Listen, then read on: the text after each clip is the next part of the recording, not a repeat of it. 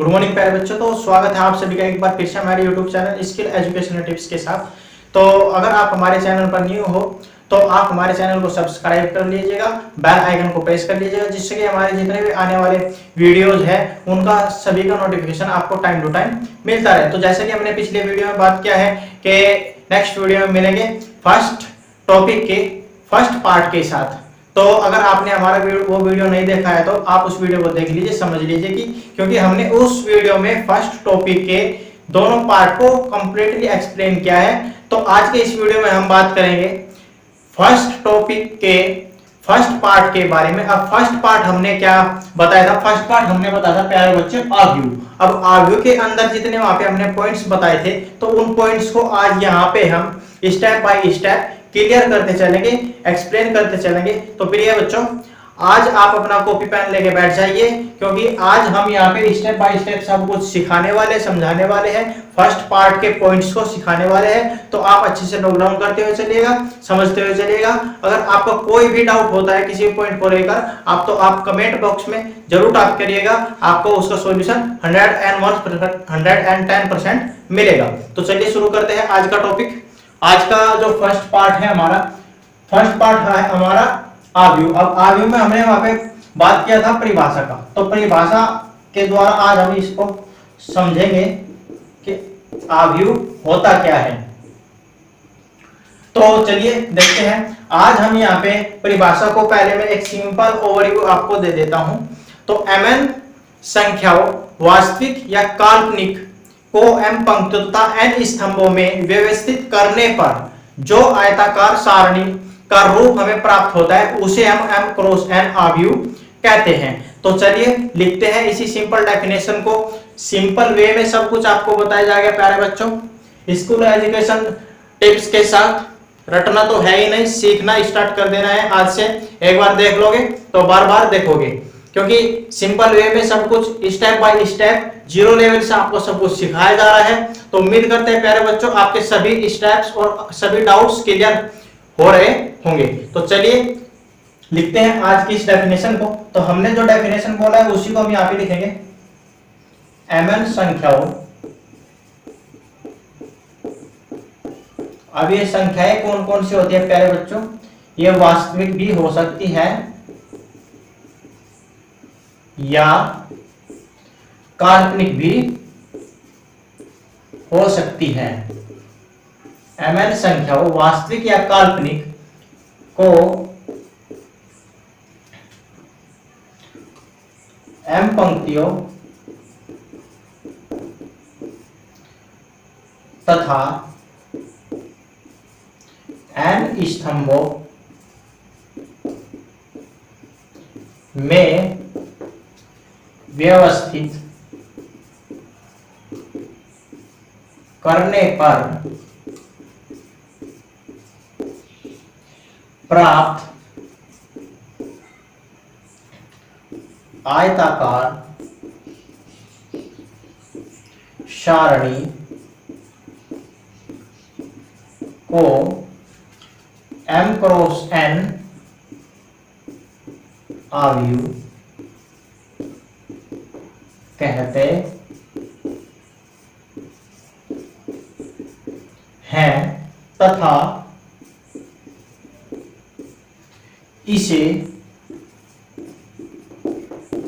अंग्रेजी वर्णमाला यानी अल्फाबेट्स के बड़े अक्षरों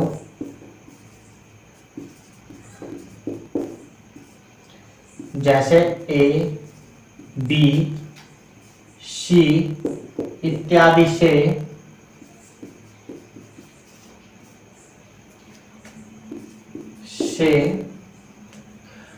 दर्शाया जाता है। तो प्यारे बच्चों, जो हमने डेफिनेशन बोला था वही हमने यहाँ पे लिखा है। mn संख्या वास्तविक या काल्पनिक को m पंक्तियों तथा n स्तंभों में व्यवस्थित करने पर प्राप्त आयताकार सारणी को m क्रॉस n आव्यूह कहते हैं तथा इसे अंग्रेजी वर्णमाला के बड़े अक्षरों ए बी सी आदि से दर्शाया जाता है। तो प्यारे बच्चों, जो हमने यहाँ पे डेफिनेशन लिखा है उसको हम प्रूफ करेंगे कि कैसे हम इस एम पंक्तियों तथा एन स्तंभों को व्यवस्थित करेंगे और कैसे हम इसको एम क्रॉस एन आव्यूह बोलेंगे। तो चलिए शुरू करते हैं, समझते हैं इस पॉइंट को भी समझते हैं। इस पार्ट के अंदर फर्स्ट जो हमारा पॉइंट है परिभाषा, इसको इंपॉर्टेंट पॉइंट है, परिभाषा है, डेफिनेशन है। तो देखते हैं इसको। तो हमने ये कोई आव्यूह ले लिया है जिसका फर्स्ट अवयव जो हम लिखते हैं, क्या लिखेंगे, A11। सेकंड जो हम इसका अवयव लिखेंगे वो लिखेंगे A12 डॉट डॉट A1n। अब सेकंड जो हमारा रो का जो अवयव होंगे वे क्या होंगे, A21 A22 dot dot A2n। और थर्ड रो के हमारे जो अवयव हो जाएंगे वे क्या हो जाएंगे, A31 A32 डॉट डॉट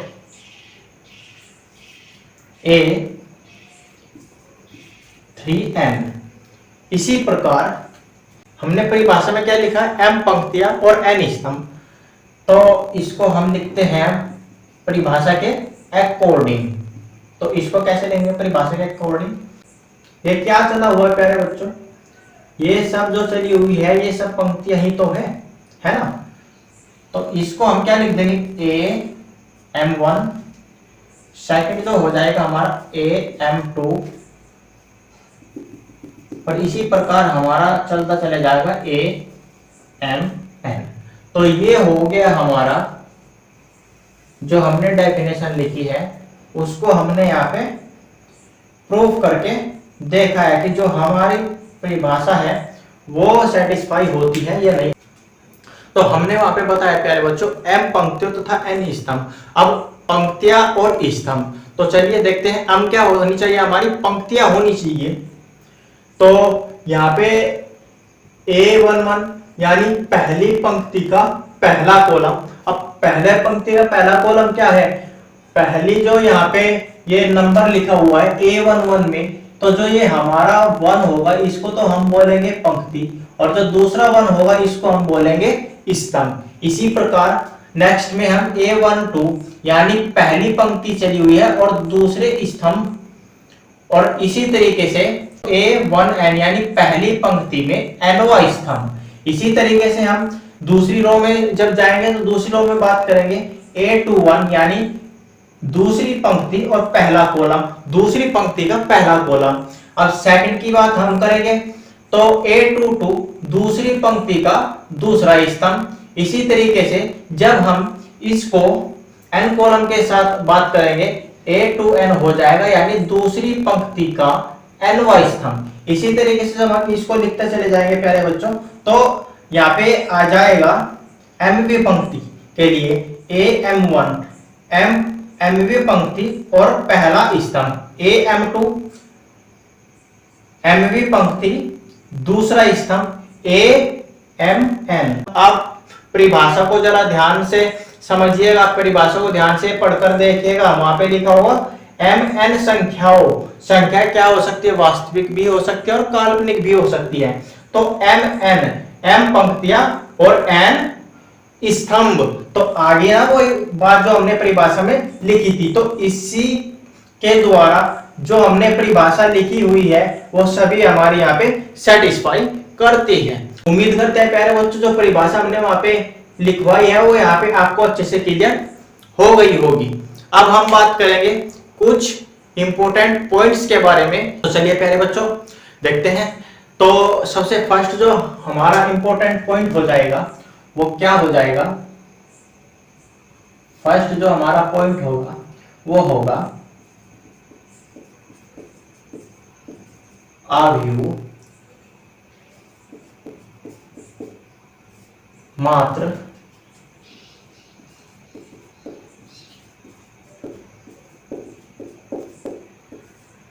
संख्याओं का ऐसा समुच्चय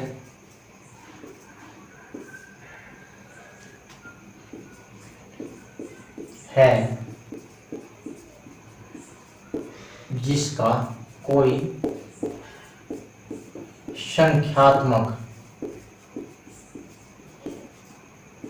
संख्यात्मक मान नहीं होता है। अब सेकंड जो हमारा पॉइंट हो जाएगा वो क्या हो जाएगा प्यारे बच्चों? सेकंड हमारा पॉइंट हो जाएगा, यदि कोई आव्यूह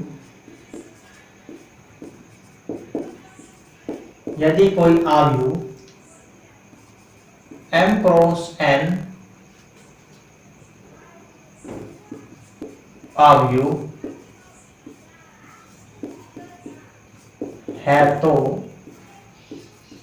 उसमें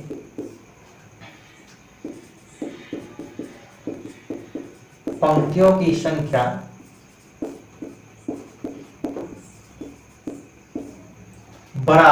बराबर होगा क्या? m।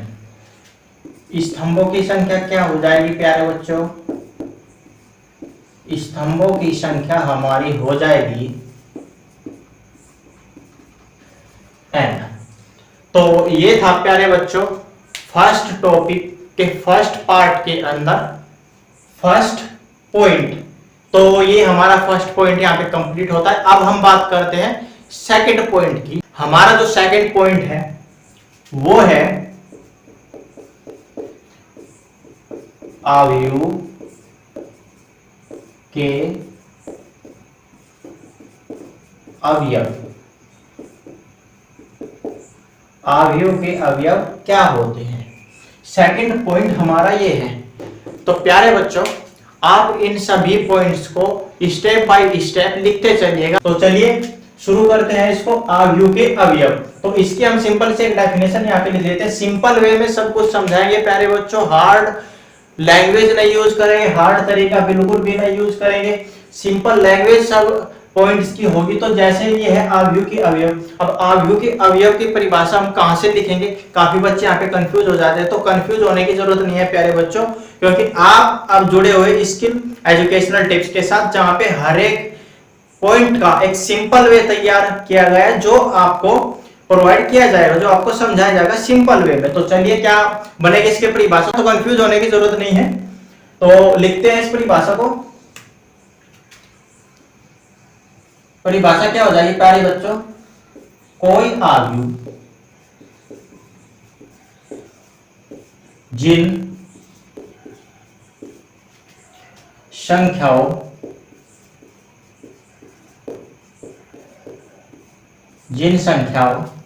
से निर्मित होता है उन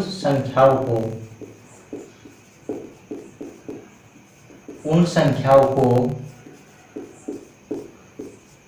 उस आव्यूह के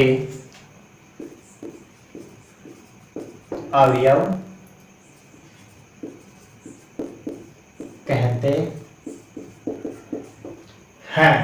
तो हमने डेफिनेशन क्या लिखी है प्यारे बच्चों? बड़ी सिंपल डेफिनेशन हमने यहाँ पे लिखी जिसको आप आसानी से समझ सको।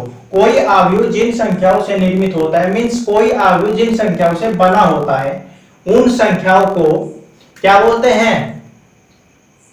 उस आव्यूह के अवयव कहते हैं। अब हम इसको समझेंगे कैसे? इंपॉर्टेंट पॉइंट ये भी तो है ना। अब हम इसको समझेंगे कैसे? अब हम इसको लिखेंगे कैसे? तो चलिए इसको भी सीखते हैं, इसको भी समझते हैं इसी तरीके से सिंपल वे में।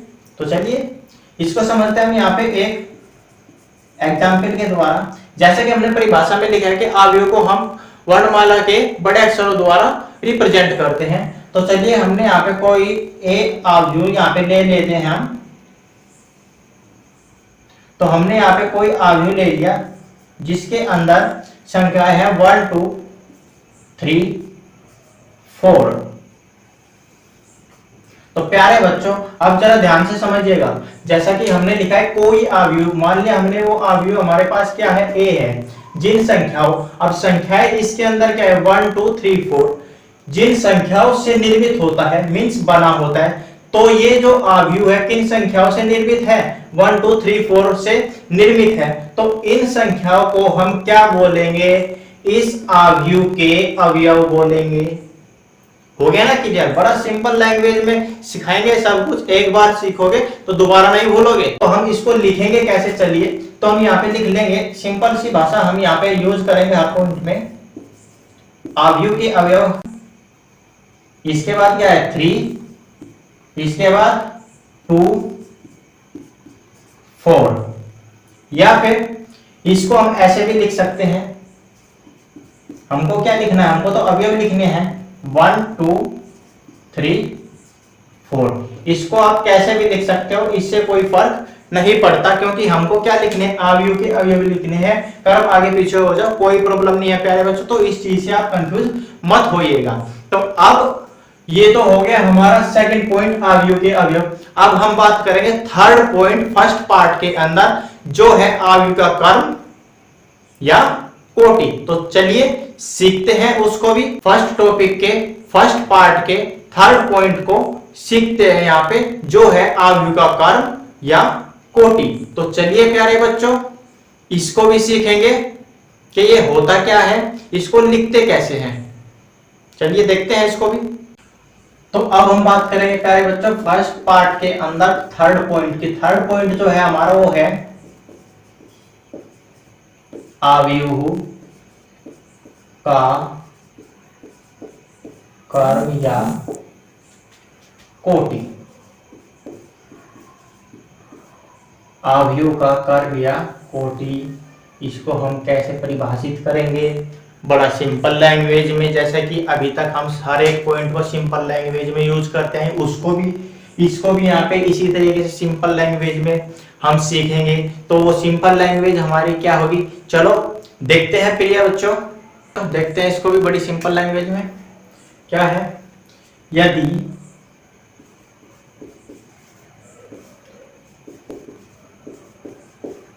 किसी अवयव में m पंक्तियां तथा n स्तंभ हैं तो उस अवयव का कर्म या कोटि m क्रॉस n होता है।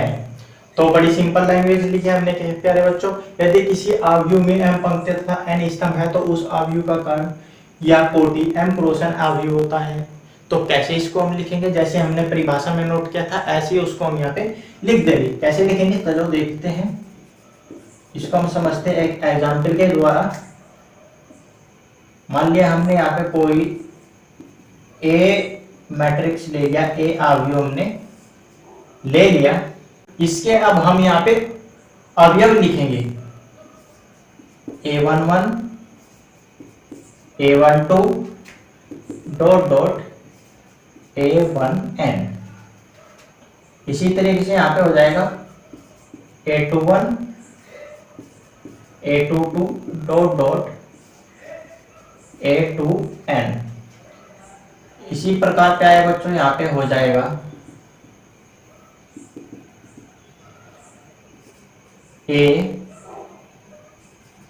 am1 am2 और ये amn। तो ये हो गया प्यारे बच्चों हमारा m क्रॉस n का अवयव। अब ये m क्रॉस n का अवयव कैसे होता है वो देखते हैं। तो हमने बात की यदि किसी आव्यूह में m पंक्तियां, क्या होनी चाहिए, m पंक्तियां, तो यहाँ पे चेक करिए एक बार, यहाँ पे m पंक्तियां है और n स्तंभ होने चाहिए। तो n क्या है, यहाँ पे स्तंभ है, तो उस आव्यूह का कर्म या कोटि n क्रॉस n होता है। तो इस आव्यूह का जो अवयव की कोटि होंगी तो क्या होगा, ये जो आव्यूह होगा प्यारे बच्चों वो होगा m क्रॉस n कर्म का आव्यूह हो जाएगा। तो ये थे प्यारे बच्चों हमारा फर्स्ट पार्ट के अंदर तीनों टॉपिक का सिंपल लैंग्वेज में एक्सप्लेनेशन, जो कि यहाँ पे कंप्लीट हो चुका है थर्ड पार्ट भी। तो अगर आपको कोई डाउट है तो आप उसको कमेंट बॉक्स में जरूर लिखिएगा, आपको उसका सॉल्यूशन जरूर मिलेगा। तो आज की वीडियो में बस इतना ही, मिलते हैं नेक्स्ट वीडियो में नेक्स्ट टॉपिक के साथ। Till then take care.